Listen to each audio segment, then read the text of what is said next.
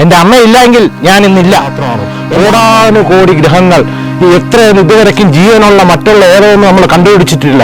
അത്യാവശ്യം വരുമാനം, ഒരുപാട് കാശൊന്നും വേണ്ട. ഒരാളുടെ മുമ്പിൽ ചെന്ന് കൈനീട്ടാതെ. നമസ്കാരം, മറ്റൊരു വീഡിയോയിലേക്ക് എല്ലാവർക്കും സ്വാഗതം. ഇന്ന് നമ്മൾ വ്യത്യസ്തമായ ഒരു അനുഭവമുള്ള ഒരാളെയാണ് ഇന്ന് പരിചയപ്പെടാൻ പോകുന്നത്. കാരണം 2018 കാലഘട്ടത്തിൽ മീഡിയയിലും സോഷ്യൽ മീഡിയയിലൊക്കെ നിരവധി വിവാദങ്ങൾ സൃഷ്ടിച്ച ഒരു വ്യക്തിയാണ് തോക്ക് സാർ എന്നറിയപ്പെടുന്ന അദ്ദേഹം കുറേ നാൾ അപ്രത്യക്ഷമായിരുന്നു. ഇന്ന് ഇദ്ദേഹത്തെ നമ്മൾ യാദൃശ്ചികമായി കണ്ടുമുട്ടുകയാണ് ചെയ്തത്. ഈ തോക്ക് സാറിന് ഒരുപാട് കഥകൾ പറയാനുണ്ട്. കാരണം ഇദ്ദേഹം ഇപ്പോൾ 78 വയസ്സുള്ള അമ്മയുമൊത്ത് കുളത്തൂപ്പുഴയ്ക്കും അഞ്ചലിനും ഇടയ്ക്ക് തിങ്കൾക്കരിക്കം എന്ന് പറഞ്ഞ സ്ഥലത്ത് നിന്ന് ഒരു 5 കിലോമീറ്റർ ഉള്ളിൽ കാട്ടിനുള്ളിൽ ഇദ്ദേഹം താമസിക്കുകയാണ്. എന്തിനാണ് ഇദ്ദേഹം ഒറ്റയ്ക്ക് ഇങ്ങനെ കാട്ടിൽ താമസിക്കുന്നത്, എന്താണ് തോക്ക് സാറിന് സംഭവിച്ചത് എന്നുള്ള കാര്യങ്ങളൊക്കെ നമുക്ക് വിശദമായി നമുക്കിന്ന് അദ്ദേഹത്തിന് തന്നെ കണ്ട് നേരിട്ട് ചോദിക്കാം. തോക്ക് സാറുമൊത്ത് നമുക്കിന്ന് നേരിട്ട് കണ്ട് ചോദിക്കാം എന്താണ് സംഭവിച്ചതെന്ന്.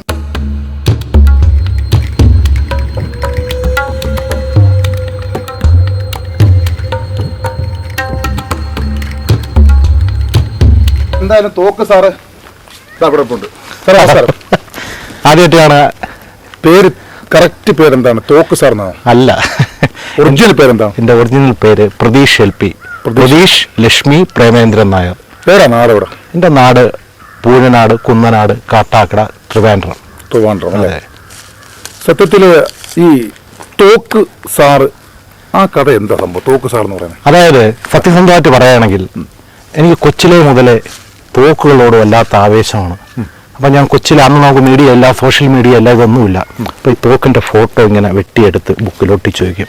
അന്നത്തെ SLR, AK-47, അങ്ങനെ. ആർമിയിൽ ചേരണമെന്നുണ്ടായിരുന്നു, എലിജിബിൾ ആയിരുന്നു, ഫിസിക്കൽ ഫിറ്റ്നസ് ആയിരുന്നു, വിദ്യാഭ്യാസപരമായ യോഗ്യത ഉണ്ടായിരുന്നു, എന്തോ പറ്റിയില്ല. ദെൻ പോലീസിൽ ചേരണമെന്നുണ്ടായിരുന്നു, എല്ലാ യോഗ്യതയും ഉണ്ടായിരുന്നു, അതും പറ്റിയില്ല. ഞാൻ പ്രൈവറ്റ് സെക്ടറിലാണ് വർക്ക് ചെയ്തത്. ഞാൻ BSc botany first class, MBA first class Kerala യൂണിവേഴ്സിറ്റിയാണ്.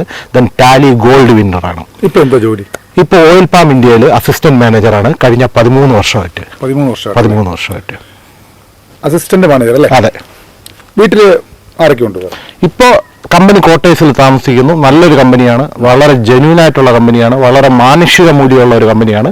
കോട്ടേഴ്സിൽ ഞാനും എൻ്റെ 78 വയസ്സായ അമ്മയായിട്ട് താമസിക്കുന്നു. കുടുംബമൊക്കെ നാട്ടിലാണ്. വിവാഹം കഴിച്ചിട്ടുണ്ട്. എനിക്ക് 2 മക്കളാണ്. എൻ്റെ മകൾ +2 കഴിഞ്ഞ് നിൽക്കുന്നു, മകൻ 8ാം ക്ലാസ്സിലോട്ടാവാൻ പോകുന്നു. ഞാനൊരു വിവാഹ മോചിതനാണ്.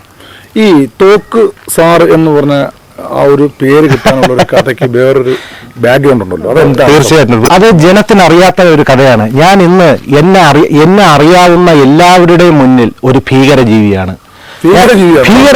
കാരണം തോക്ക് എന്നൊക്കെ അല്ലേ പറയുന്നത്, ബോംബ്, തോക്ക്, എനിക്ക് ബോംബുമായിട്ട് അറിയാം, തോക്ക്, ഇങ്ങനെയൊക്കെ പറയുന്നേ. അപ്പൊ അതിന്റെ യാഥാർത്ഥ്യം സത്യസന്ധമായി നിങ്ങളെ വഴിയിൽ വെച്ച് എന്നെ കണ്ടു, എന്റെ ഹെയർ സ്റ്റൈൽ കണ്ട് ഇഷ്ടപ്പെട്ടു എന്നുള്ളതാണ്.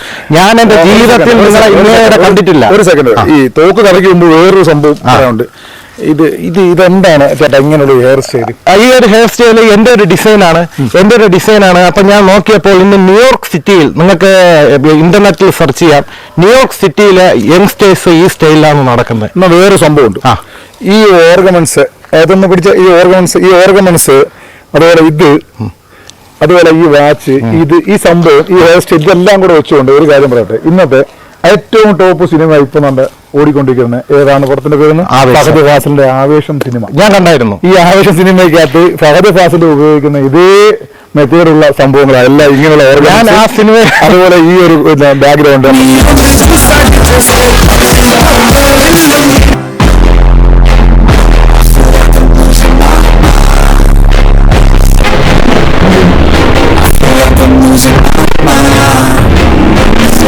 അപ്പൊ ഈ ഹെയർ സ്റ്റൈലും സംഭവം എല്ലാം ആവേശം സിനിമയില് ഫഹദ് ഫാസിൽ ഇന്ന് ചെയ്തേക്കുന്ന ഏറ്റവും വലിയ വെറൈറ്റിയാണ്. ഇത് നിങ്ങൾ എത്ര വർഷം കൊണ്ട് മെയിൻറ്റെയിൻ ചെയ്യുന്നുണ്ട്?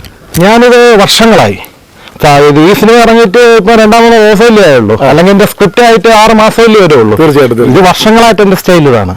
അപ്പൊ വർഷങ്ങളായിട്ട് പ്രേക്ഷകർ മനസ്സിലാകുന്ന വർഷങ്ങൾ മുമ്പേ ഈ ഒരു സ്റ്റൈലിലാണ് അദ്ദേഹം നടക്കുന്നത്.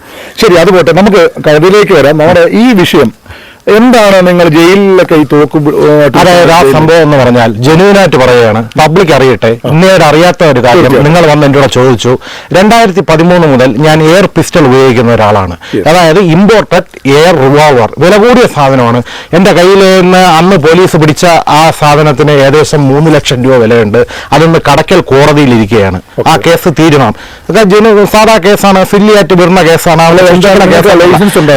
അതിന് ലൈസൻസിന്റെ ആവശ്യമില്ല. അത് CO2 ക്യാപ്സ്യൂൾ എന്ന് പറയുന്ന പിന്നെ കാർബൺ ക്യാപ്സ്യൂളിൽ പ്രവർത്തിക്കുന്ന 30 ജൂളിന് താഴെയുള്ള നിയമപ്രകാരമുള്ള ഇന്ത്യയിലെ ആംസ് ആക്ട് അനുസരിച്ചുള്ള ഒരു പ്രോഡക്റ്റ് ആണ്. ആർക്കും ഒന്നും ചെയ്യാൻ കഴിയും. പിന്നെ എന്തിനാണ് നിങ്ങളെ പോലീസ് അറസ്റ്റ് ചെയ്തത്? ഞാൻ ആരെയോ ത്രഡൻ ചെയ്തു, ഇത് എന്റെ കയ്യിലുണ്ടെന്നറിയാം.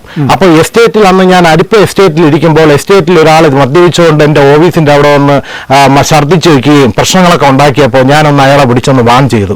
അയാൾ ഒരു പിന്നെ ആദിവാസി സമൂഹത്തിൽ പെടുന്ന ഒരു സഹോദരനാണ്. അപ്പൊ അദ്ദേഹം അതുകൊണ്ട് പിന്നെ ഞാൻ അയാളെ തോക്ക് കാണ്ടി ഭീഷണിപ്പെടുത്തി എന്ന് പറഞ്ഞ് കടക്കൽ പോലീസ് സ്റ്റേഷനിൽ കൊണ്ട് കേസ് കൊടുത്തു. അന്ന് ഞാൻ കട്ടി മീശയൊക്കെ വെച്ചിരിക്കുന്ന സമയം. ഇപ്പോഴാ ക്ലീൻ ഷേവ്, ഫോട്ടോ വലിയ വലിയ മീശയാണ്. അപ്പൊ ആ നാട്ടുകാരെ പേടിപ്പിക്കാതിരിക്കാനാണ് ഇപ്പൊ ഷേവ് ചെയ്തിരിക്കുന്നത്. ഒന്നാമത് നമ്മളൊരു ഭീകരനാണ്, മനസ്സിലായില്ലേ? എവിടെ ചെന്നാലും വിഷയം അല്ല.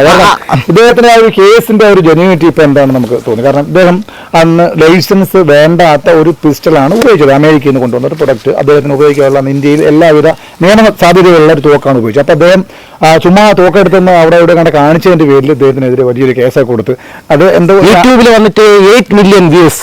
എന്റെ മോൾ എത്രയോ ദിവസം സ്കൂളിൽ പോകാതിരുന്നു. അങ്ങനെ എനിക്ക് തോക്ക് സാറെന്നുള്ള പേര് വന്നു. എന്നെ കമ്പനി 2 തവണ സസ്പെൻഡ് ചെയ്തു. കമ്പനി 2 തവണ ഡിസ്മിസ് ചെയ്തു. അവർ തന്നെ എന്നെ 2 തവണയും തിരിച്ചെടുത്തു. ഞാനിപ്പോൾ തിരിച്ചെടുത്തിട്ട് ഇപ്പം 3.5 കൊല്ലമാകുന്നു. അതേ പോസ്റ്റിൽ അതിനേക്കാളും ശമ്പളത്തിൽ വളരെ കംഫർട്ടായിട്ട് ജോലി ചെയ്യുന്നു. വല്ലാത്ത ഒരു അവസ്ഥയല്ലോ. കാരണം ഇത് മരണതുല്യമായ അവസ്ഥയായിരുന്നു. ഞാൻ ആത്മഹത്യ ചെയ്യാം എന്നൊക്കെ മനസ്സിൽ വിചാരിച്ചിട്ട് 1000-10,000 തവണ ആത്മഹത്യയ്ക്ക് വേണ്ടി ശ്രമിച്ച ഒരാളാണ്. എന്നെ കാണുന്ന ആരെങ്കിലും ഒരാളുണ്ടെങ്കിൽ ഞാൻ പറയുന്നു, ആത്മഹത്യ ഒന്നിനൊരു പരിഹാരമില്ല.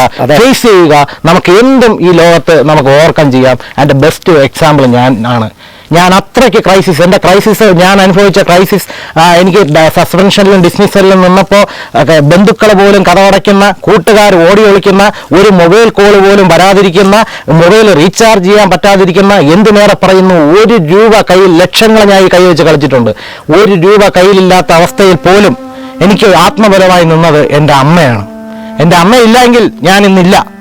എൻ്റെ അമ്മ എന്നെ രക്ഷിച്ചു. എൻ്റെ അമ്മയാണ് എൻ്റെ എല്ലാത്തിനും എനിക്ക് ബലമായിട്ട് എന്നെ പിന്നെ എൻ്റെ 2 സഹോദരിമാര്. അത് പറയുമ്പോൾ എനിക്ക്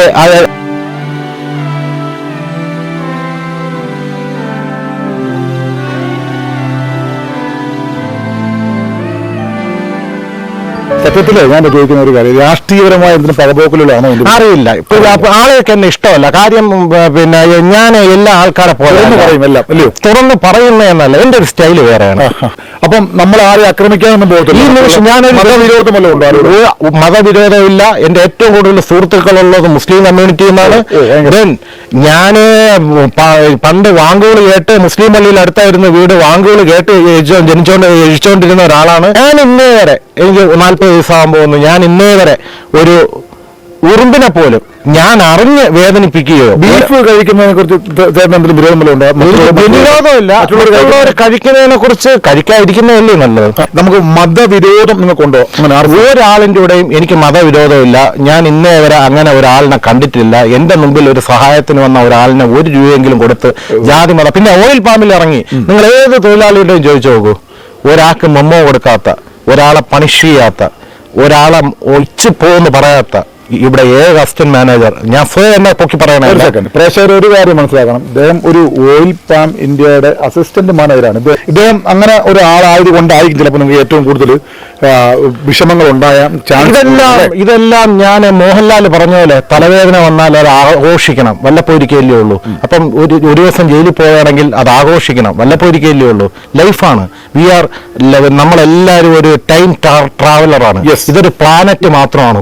കോടാനുകോടി ഗ്രഹങ്ങൾ, എത്രയും ഇതുവരെക്കും ജീവനുള്ള മറ്റുള്ള ഏതൊന്നും നമ്മൾ കണ്ടുപിടിച്ചിട്ടില്ല. അപ്പൊ അങ്ങനെ ഒരു ഗ്രഹത്തിൽ ഒരു ജീവിയാണ്. ജീവൻ മറ്റുള്ള ഗ്രഹത്തിലുണ്ടോ എന്ന് നമുക്കറിയില്ല, ഇപ്പോഴും തെളിഞ്ഞിട്ടില്ല.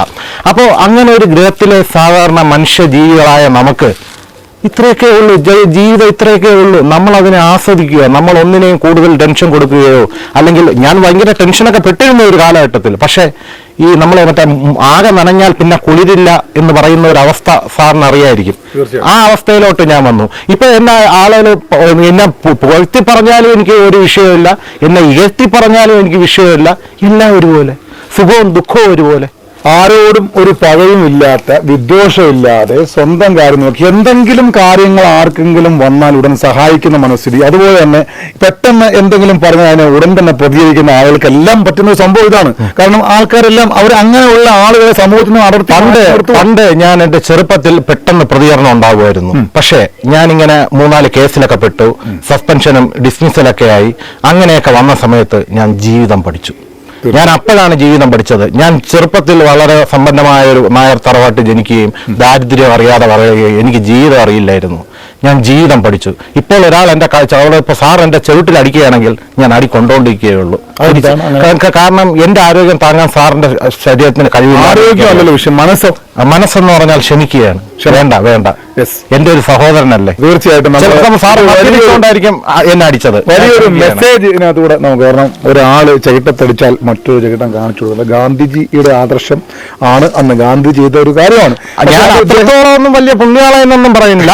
മനുഷ്യ സഹജമായ എല്ലാ തെറ്റുകുറ്റങ്ങളും ക്ഷമയുണ്ട്. ജീവിതം എന്നെ ഒരുപാട് പഠിപ്പിച്ചു. ജീവിതങ്ങളിലൂടെ, അനുഭവങ്ങളിലൂടെ എന്റെ ജീവിതത്തിൽ വന്നുപോയ വ്യക്തികൾ എനിക്ക് ഒരുപാട് പാഠങ്ങൾ തന്നു. ഒരുപാട് അവരെ കൊണ്ട് എനിക്ക് ഒരുപാട് ഗുണമുണ്ടായി, കുറച്ച് ദോഷങ്ങളും ഉണ്ടായി. പക്ഷേ അവരെ ദോഷങ്ങളെല്ലാം ഞാൻ മറന്നു. ഞാൻ അവരെ ഗുണങ്ങളെ മാത്രം ആലോചിക്കുന്നു, എല്ലാവരെയും സ്നേഹിക്കുന്നു. അല്ല, ഞാൻ ചോദിക്കുന്നു സാർ, ഈ ഞാൻ വന്ന വഴിക്ക് കണ്ടു, എന്നെ സാറിനൊന്നും വിളിക്കണ്ട ചേട്ടാ, ഘോരമായ ഒരു വനത്തിന് നടുവിൽ ഇങ്ങനെ ഒരു കോട്ടേഴ്സ് അമ്മയായിട്ട് ഒറ്റയ്ക്ക് താമസിക്കുക. അങ്ങനെ ഉദ്ദേശം എന്ന് പറഞ്ഞാൽ നമ്മുടെ ഓയിൽ പാമിന്റെ ടോട്ടൽ സെറ്റപ്പ് ഇങ്ങനെയാണ്. ഓഫീസർമാരുടെ റൂം ഇവിടെ മാത്രമല്ല, എല്ലായിടത്തും വിജനമായ സ്ഥലത്താണ്. പഴയ ബ്രിട്ടീഷ് സ്റ്റൈലിലാണ് ഇത് ചെയ്തിരിക്കുന്നത്. ഒരു ഓഫീസർ അന്ന കാലത്ത് ഒരു തൊഴിലാളിയെ കണ്ടാൽ മിണ്ടാൻ പോലും പാടില്ല. ബ്രിട്ടീഷ് സിസ്റ്റമാണ് എസ്റ്റേറ്റ് എന്ന് പറയുമ്പോൾ. അപ്പൊ ആ സിസ്റ്റത്തിൽ 40-50 കൊല്ലം മുമ്പ് വെച്ച ബിൽഡിങ്ങുകളാണിത്. പക്ഷേ എല്ലാ ഫെസിലിറ്റിയും കമ്പനി തരുന്നുണ്ട്. ഞാൻ വർക്ക് ചെയ്യുന്ന കമ്പനി ആയതുകൊണ്ട് ഞാൻ പൊക്കി പറയുന്നതല്ല, വളരെ നല്ല കമ്പനിയാണ്. ഇപ്പോൾ ഇരിക്കുന്ന managing director extra decent gentleman ആണ്. കമ്പനി ഒഫീഷ്യൽസ് എല്ലാവരും നല്ലവരാണ്. പിന്നെ എനിക്ക് വിഷയങ്ങളൊക്കെ വന്നപ്പോൾ എനിക്ക് പാരാച്ചവര് എന്നെ ദ്രോഹിച്ചവരൊക്കെ ഒരുപാട് പേരുണ്ട്. അവരോട് എല്ലാം ഒരു പുഞ്ചിരിയോടെ എല്ലാവരെയും ക്ഷമിക്കുകയും ചെയ്തു. സന്തോഷമാണ്. ഫ്യൂച്ചർ പ്ലാൻ എന്താണ്? ഫ്യൂച്ചർ പ്ലാൻ ഒന്നും ഫ്യൂച്ചറിൽ പ്ലാൻ ചെയ്യാറില്ല. I am living the present. ഇന്ന് നമ്മൾ കാണുന്ന മാത്രമാണ് സത്യം. നാളെ ഞാൻ ഉണ്ടാവും എന്നുള്ള ലോകം തന്നെ കാണുമെന്നൊന്നും ഉറപ്പില്ല. എങ്കിലും ഫ്യൂച്ചർ പ്ലാൻ എന്ന് പറയുന്നത് അമ്മയെ കാര്യമായിട്ട് നോക്കണം, മക്കളെ കാര്യങ്ങളൊക്കെ നോക്കണം, അത്യാവശ്യം ജോലിയിൽ കാര്യങ്ങളൊക്കെ ചെയ്യണം, അത്യാവശ്യം വരുമാനം, ഒരുപാട് കാശൊന്നും വേണ്ട. ഒരാളുടെ മുമ്പ് ചെന്ന് കൈനീട്ടാതെ രീതിയിൽ ഒരു മാസം ഒരു 4 സിനിമയൊക്കെ കണ്ട് അത്യാവശ്യം ഒരു കൊച്ചു കാറ്, വലിയ കൂടി ഒന്നും അല്ലാത്തൊരു 8 ലക്ഷം രൂപയുള്ള കാറ്, ഒരു കൊച്ചു വീട്, അങ്ങനെ അങ്ങ് ജീവിച്ചു പോവുക. തീർച്ചയായിട്ടും ഇതേപോലുള്ള ആളുകളെ നമ്മൾ ഇങ്ങനെ ഒരു സ്ഥലത്ത് വന്ന് കണ്ടുമുട്ടി. ഞങ്ങൾ വന്ന വഴിക്ക് ഇദ്ദേഹത്തിനെ ഞങ്ങൾ പരിചയപ്പെടുന്നു. യാദൃച്ഛ്യമായി പരിചയപ്പെട്ടാണ്, പക്ഷേ ഇദ്ദേഹത്തിനെ കാണാൻ പറ്റി. വളരെ സന്തോഷം. ഒരുപാട് കാര്യങ്ങൾ സമൂഹത്തിന് വേണ്ടി പറയാനും അനുഭവങ്ങൾ. ഇതും ചിലപ്പോൾ കാണുന്ന പലർക്കും തമാശയായിട്ടേ തോന്നുള്ളൂ. ഒരിക്കലും നിങ്ങൾ ആരും തമാശയായിട്ട് വരും. കാരണം ഇദ്ദേഹം അങ്ങനെ തമാശയായിട്ട് എടുക്കണമെങ്കിൽ ഞാൻ ഇപ്പോ കോമഡി എഴുതിക്കൊണ്ടിരിക്കുകയാണ്. അതായത് എന്റെ ലൈഫിൽ പറ്റിയ പാളിച്ചകൾ അത് തന്നെ ധാരാളം ഉണ്ടല്ലോ. നല്ല കോമഡിയാണ്, എഴുതിക്കൊണ്ടിരിക്കുകയാണ്. പബ്ലിഷ് ചെയ്ത് ഫ്രീ ആയിട്ട് ഒരു കോപ്പി തരുന്നതായിരിക്കും. സത്യത്തിലെ ഒരു അനുഭവങ്ങളോട് ജീവിതം പഠിച്ച് അദ്ദേഹത്തിന് എല്ലാവിധ ആശംസ അർപ്പിക്കുന്നു. തുടർ ജീവിതത്തിലെല്ലാം സൗഭാഗ്യങ്ങളും ദൈവം തരട്ടെ എന്ന് ആത്മാർത്ഥം. നിങ്ങളോടും ഞാൻ നന്ദി പറയുന്നു. ജസ്റ്റ് വഴിയിൽ വെച്ച് എന്നെ കണ്ട് ബൈക്ക് നിർത്തി, സത്യമാണ് ഞാൻ പറയുന്നത് കേട്ടോ, എനിക്ക് ഇദ്ദേഹത്തെ അറിയില്ല. പിന്നെ ജസ്റ്റ് എൻ്റെ ഹെയർ സ്റ്റൈൽ കണ്ട് നിർത്തി, ആരെന്ന് കണ്ട് പരിചയപ്പെട്ട് അങ്ങനെ വന്നതാണ്. അങ്ങനെ ഇത് കൊടുക്കുകയാണ്.